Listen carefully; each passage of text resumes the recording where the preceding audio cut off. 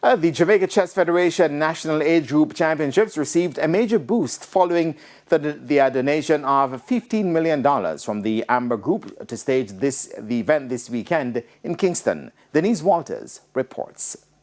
Tournament organizer at the Jamaica Chess Federation, Warren Elliott, is welcoming the partnership from the Amber Group in pushing the development of the sport. National Age Group Chess Championship has been going on for a while, and on the onset of Hurricane Melissa and so on, it's very difficult to host a tournament and get support that has the type of numbers and the type of support and children playing.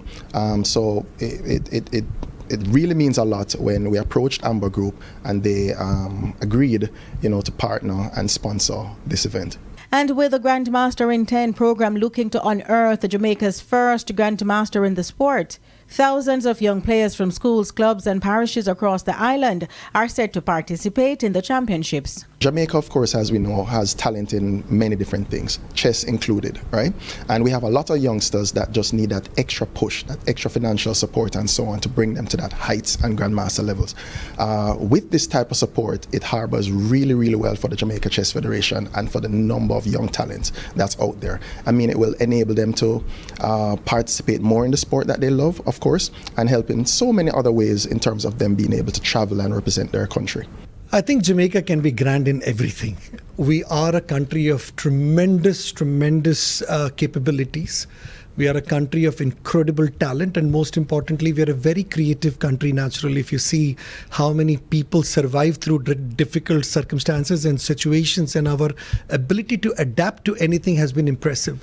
What I think has been missing is the right platforms, the right amount of funding, the right amount of push behind all of these skills that we need to do more for our children to create a Grandmaster. I don't think that dream is far away anymore. Now, aside from the $15 million covering these championships, there is further partnership to strengthen the JCF digitalizing its operations with a national age group online championships in the works.